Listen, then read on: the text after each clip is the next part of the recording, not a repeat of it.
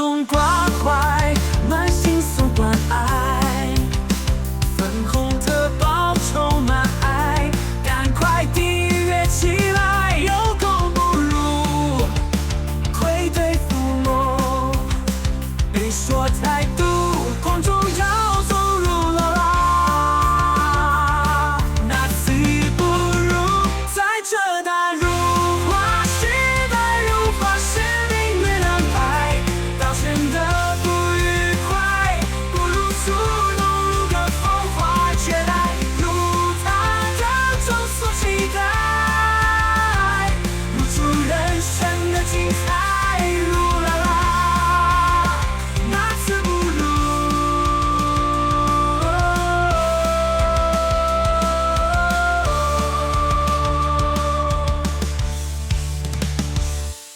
大家好，欢迎回到本周冯特报，我是各位最爱的鲁共投资顾问 Porter 老师。有生之年看到台美建交这件事，以前是不会去想的，因为太远了。但这几年，特别是从目前的趋势来看，台美建交虽然仍然有困难，但好像不再是绝对不可能的事。美国联邦众议院在本周5号下午，先后通过了有台修正法案，一个是台湾保证实施法案，以及台湾国际团结法案，非常暖心。稍后我们就来聊一下这个。但在这之前，今天影片继续进行之前，我要先去准备一下我侄女的生日礼物。作为一位务实又有点帅气的舅舅，我想了很久，到底要送一位即将1岁的小朋友什么样的礼物比较适合？最终务实的我决定送他一份健康。小朋友要健康，除了每天摄取营养均衡的饮食之外，最重要的就是睡眠，最好睡饱才有机会长得高。因此我决定送他一张床。像我自己也还在发育阶段，所以我也很注重睡眠这块。我家去年也换了一张德国 Emma Hybrid 独立筒床垫，真的是不躺不知道，一躺睡到爆，每天都睡得很香。德国 Emma 床垫的品质、舒适度也是国际认证过，是全球获奖最多的床垫品牌，甚至连续2年拿到台湾的信誉品牌金奖，而且还有全台免运到府安装10年保固。送这床垫等于直接包了我子女10年的生日礼物了，舅舅以后也省一笔。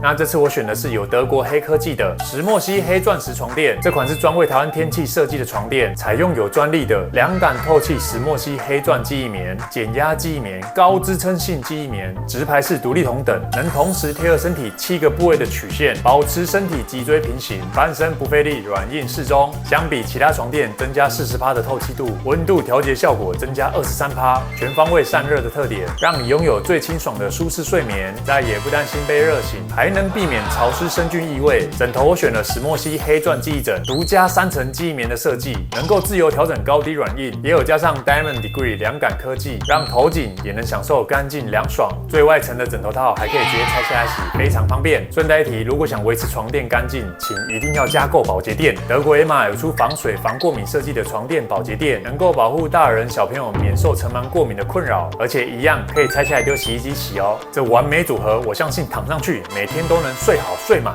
OK， 现在我们访问一下当事人的嗜睡感想。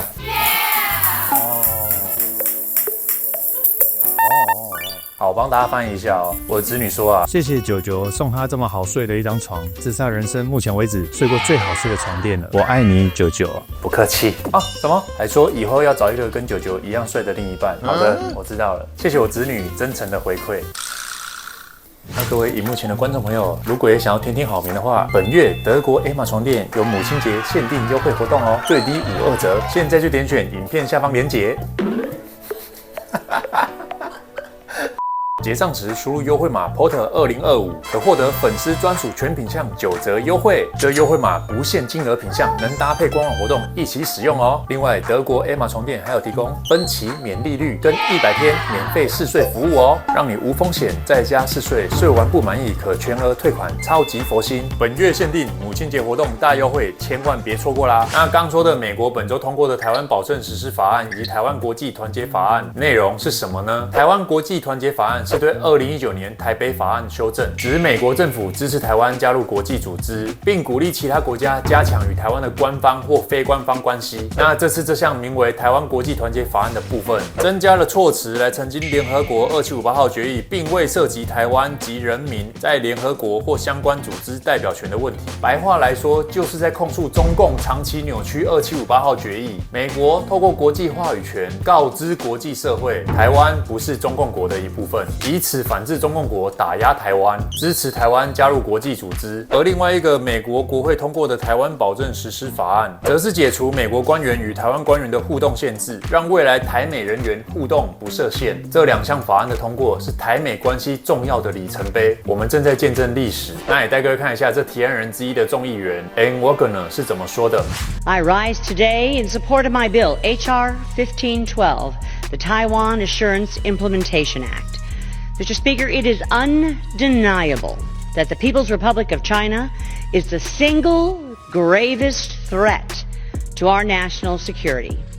It is undeniable that China has increased its destabilizing military activities in the Pacific. And it is undeniable that China has its sights set on the full-scale invasion of Taiwan. The United States must not waver in our deterrence of this threat and our support for this nation. Just last month, the commander of the U.S. Indo-Pacific Command testified to Congress that China escalated military pressure against Taiwan by 300% last year.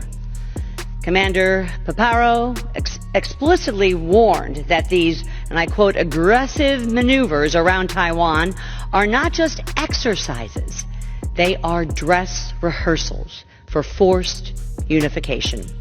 It is imperative that the full weight of the United States stands firmly and publicly against these provocations. For decades, our nation employed a strategy of opacity, restricting our formal engagement with Taiwan to avoid upsetting or insulting the Chinese Communist Party. In 2020, this body enacted the Taiwan Assurance Act, and the first Trump administration moved decisively to implement this new policy by declaring all self-imposed restrictions null and void. Unfortunately, the Biden administration waffled and rolled back many of these diplomatic standards. And under my legislation, all administrations now and into the future will be required to periodically update these regulations, specifically with the goal of deepening and expanding the U.S.-Taiwan relations. We must stand shoulder to shoulder with our partners in the Pacific to deter the Chinese threat. And I am proud to say that enacting this legislation, the Taiwan Assurance Implementation Act, will be a decisive step forward to ensuring peace through strength. Mr. Speaker, I'd like to close by acknowledging my close friend and co-lead of this legislation, Congressman Jerry Conley. Congressman Conley is a respected voice of authority on this issue and a tireless champion for the U.S.-Taiwan relationship. It has been an absolute honor to work with the Congressman on this and so many other issues. Jerry, you and your entire family remain in our prayers. And I yield back. 刚刚的片段大家注意到了吗？他说美国要支持这个国家啊，这个国家是谁？台湾。小粉玻璃心又要睡了。现在美国官员开始公开称呼台湾为国家，这个变化是非常有意义的。那相信各位现在也更加明白，美国国会已经从过去的战略模糊转向制度化支持台湾。那也不止一位众议员支持，整个会议过程是很长的。但我这边就挑两段重点带各位看一下。另一位众议员 Brian Must 也有发表看法。Madam Speaker, Taiwan is not just a partner. It is a front line for democracy, and how we treat our friends in times of pressure defines our credibility around the globe. If we're serious about countering the CCP, we have to pass this piece of legislation.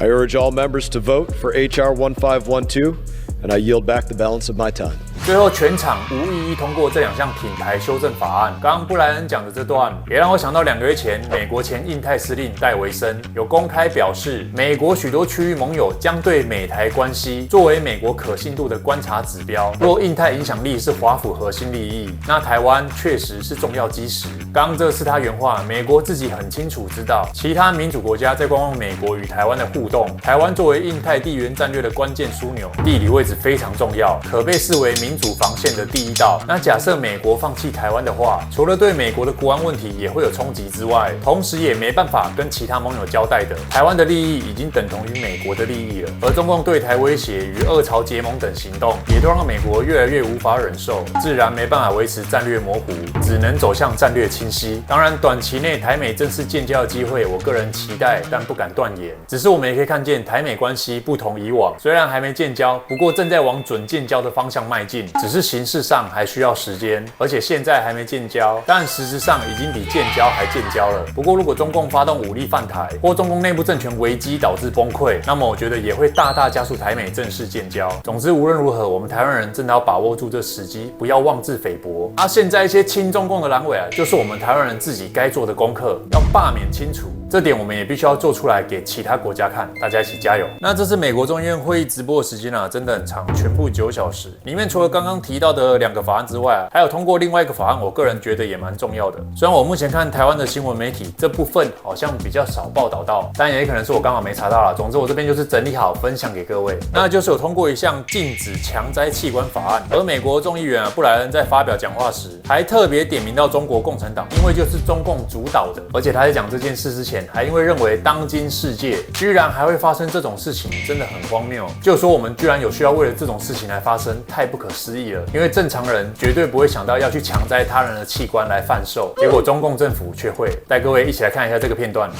Mr. Speaker, we gathered today to confront one of the most unconscionable human rights atrocities of our time. It's amazing that we have to speak about this.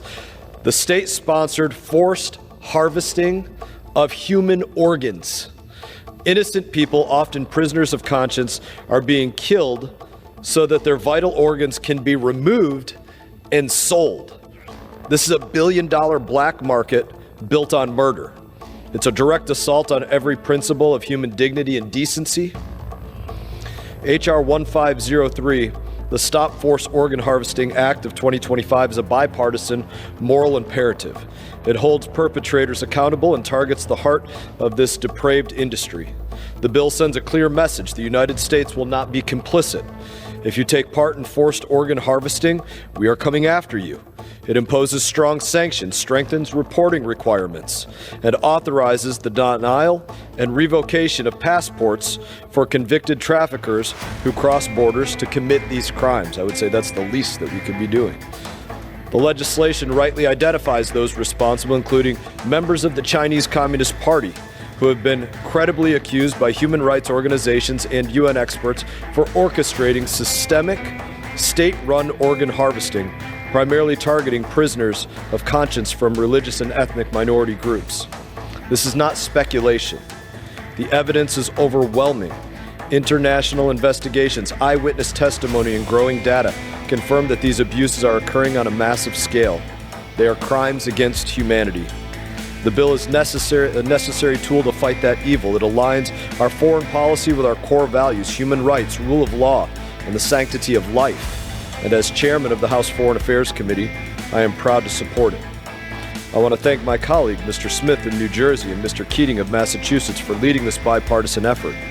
The bill passed the Foreign Affairs Committee with broad bipartisan support, and I urge my colleagues to join in advancing it on the floor today. We must make it unmistakably clear: forced organ harvesting will not be tolerated. Will not be tolerated in this world, and those who carry it out, support it, or profit from it will face serious consequences. And I reserve the balance of my time. 中共连活摘器官这件事都需要被人用法律来告知违法，一般人根本不会想到要这么做，但共党却将这种反人类罪做得像呼吸一样自然。我们台湾人连杀猪杀鸡都讲求人道了，反观在墙内的中国人，真的是因为中共过得连鸡猪都不如。我想中共至今会这么坚持要侵略台湾，除了关键地理位置之外，另一方面也是因为现在台湾的零件比墙内韭菜健康。大家都知道中共国的人矿吃到许多科科技与狠活吧，以及疫情那一波墙内人打科兴疫苗的，估计都不能用了。原本被中共吹捧成英雄的科兴疫苗创办人，后来疫苗后遗症太多，也都被中共判死刑。所以台湾如果被中共侵略成功，那除了历史会被中共改写之外，台湾人到死也会活得比新疆集中营还惨。这不是危言耸听，中共大使卢沙野都说了，拿下台湾要再教育台湾人。所以我们不要让这种事情发生，把握住台湾现在的机运，除掉亲共匪伪，反共是为了良知，也是为了台湾人的生存。第三阶一起加油，来，先击个拳，加油！那今天影片后半段带各位来看几则送头留言，以为是自媒，原来是官媒。我在小冯眼中已经晋升到官媒等级了，是不是？但我不是官媒，反而你比较有可能弃官媒。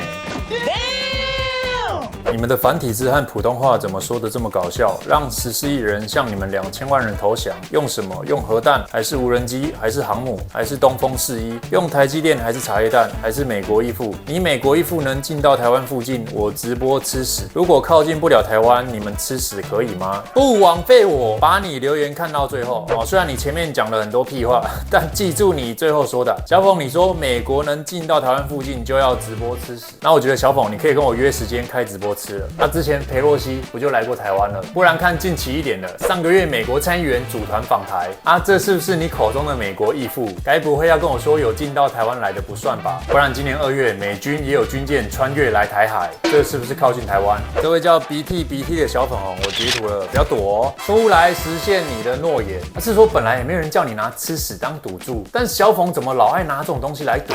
真的合理怀疑是你自己本来就想吃的。好了，我帮你圆梦了啦，这位鼻涕哥，请你准备好就开始吃。笑死，脑绿包打手出来了，劝各位赶快退订阅吧，专门说谎带风向的民进党打手，你连你口中所谓的脑包都讲不赢了，那你不就更脑包？可怜呐，只会泼脏水。为什么反共就是民进党打手呢？那你舔共不就是蓝白或中共的打手？而且我哪里说谎了？我讲的事情都有查核，还直接翻译好国外影片给你看。那照你逻辑啊，今天连美国众议院都变成民进党打手了。为什么波特王可以这么好笑？明明是 I 人。可以的话，我不想只当 I 人，还想当你爱的人。